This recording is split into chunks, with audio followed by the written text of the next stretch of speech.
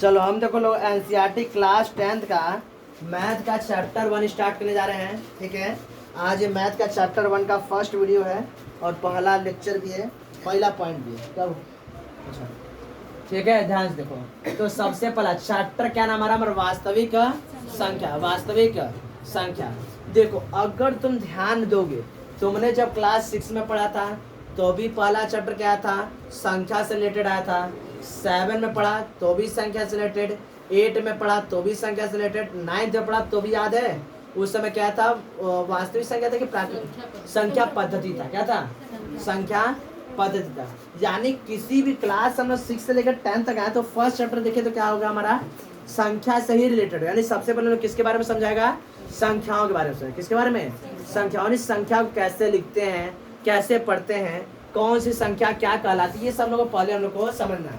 तो देखो, हम लोग पिछले चैप्टर यानी पिछले क्लास में 9th में ही वास्तविक संख्याओं के बारे में कुछ जानकारी, क्या बहुत जानकारी हम लोग को हो चुका था। हम लोग प्राकृतिक संख्या और परिमेय संख्या, अपरिमेय संख्या, इनके बारे में हम लोग समझ चुके थे, बात समझ चुके थे। ठीक है, अब ध्यान समझो, हम लोग इससे थोड़ा सा आगे बढ़ेंगे। क्या बढ़ेंगे? आगे बढ़ेंगे।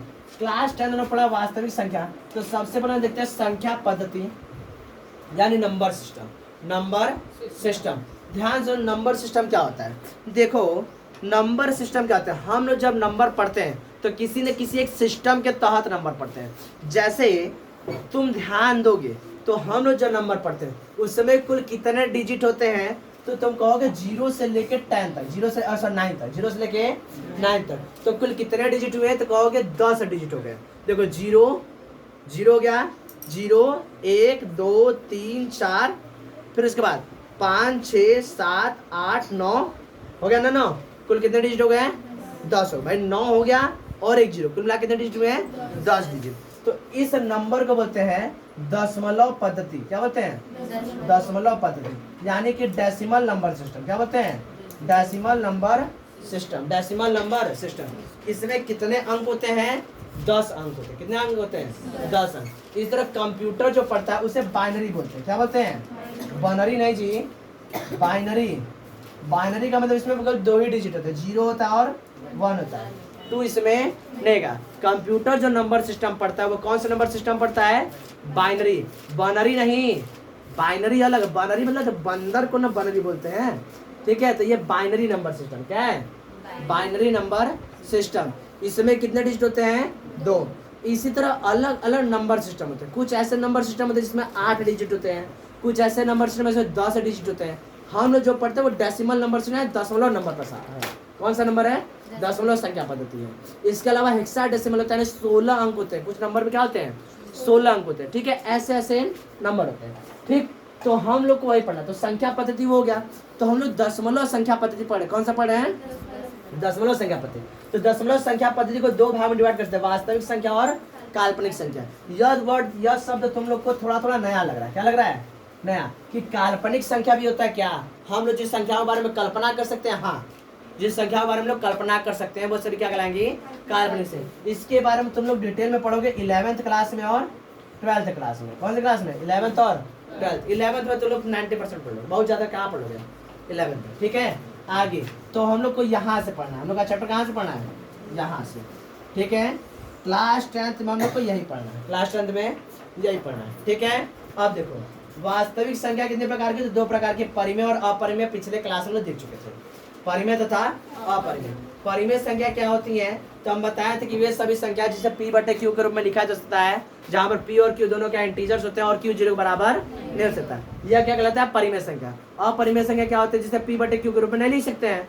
p/q के रूप में जैसे √2, √3, √5, ठीक है, √7, √8, ये सभी क्या कहलाएंगी? अपरिमेय संख्या के। पिछले क्लास में 9th में हम लोगों ने बस अपरिमेय संख्याओं के बारे में पढ़ा था, उसको संख्या रेखा पर प्रदर्शित करना सीखा था।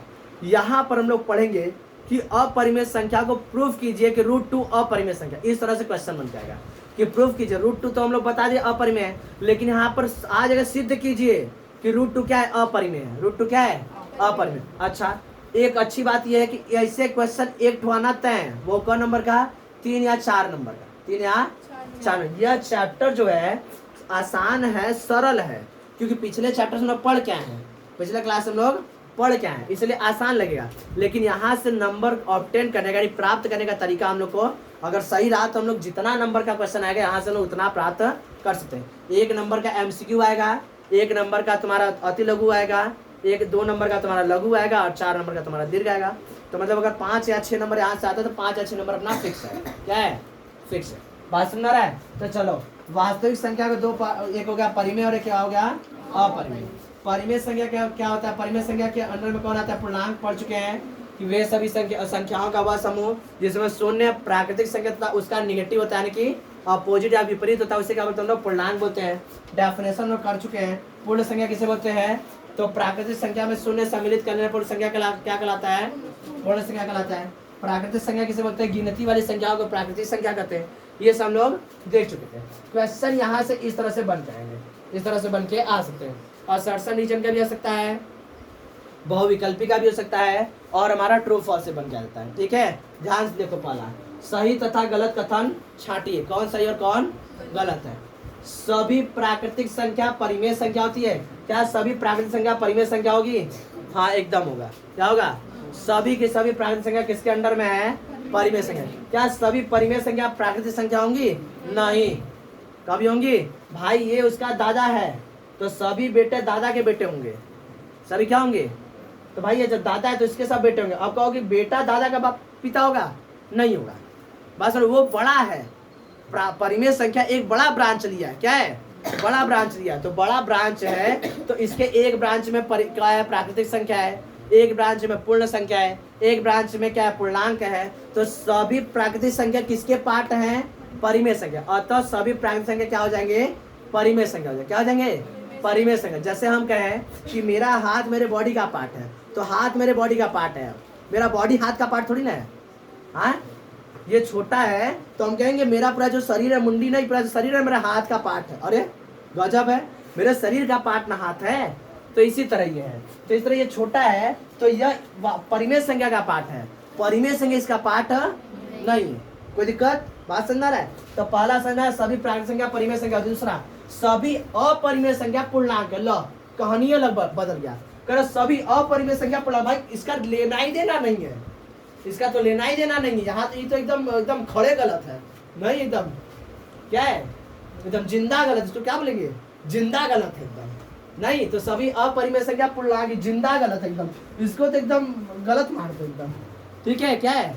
असत्य कथन है। कह दो असत्य का भी असत्य है जी ये। हाँ, एकदम ये तो जिंदा झूठ बोल रहा है।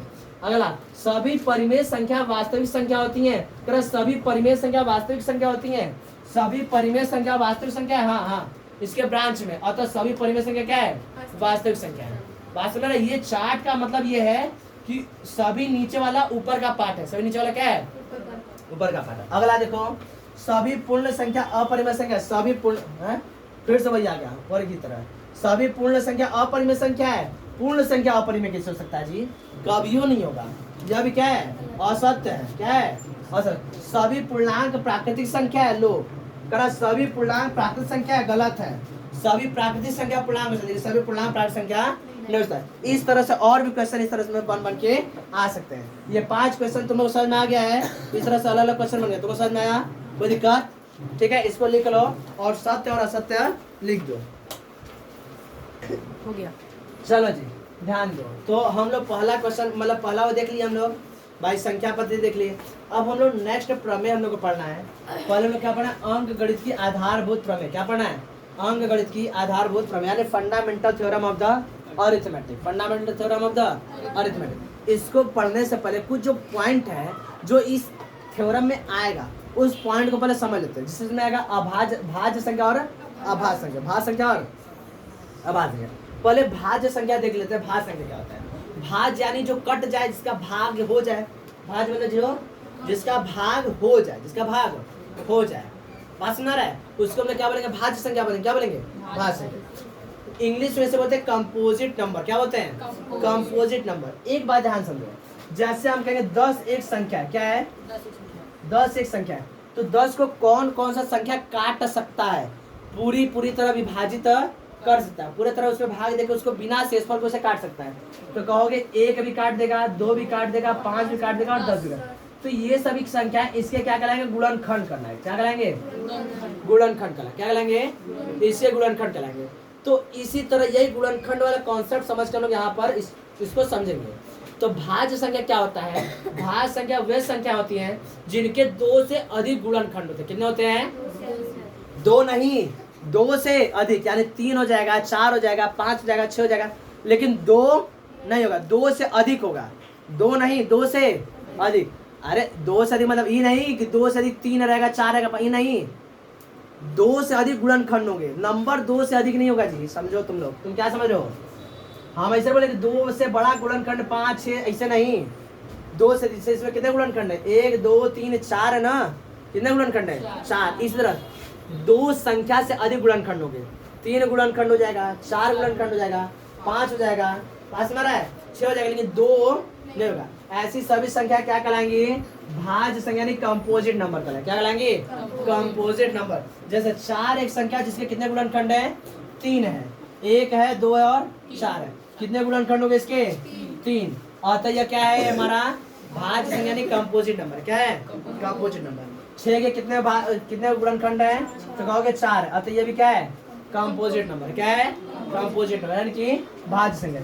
इसके भी क्या है, 4 है। तो क्या है हमारा, भाज्य संख्या। तो वे सभी संख्या जिनके 2 से अधिक गुणनखंड होंगे क्या कहलाएंगे, हमारा भाज्य संख्या यानी कि कंपोजिट नंबर। क्या कहलाएंगे, कंपोजिट नंबर। किसी को दिक्कत, बात सुना रहा। अब चलो देखो अगला, अभाज्य संख्या।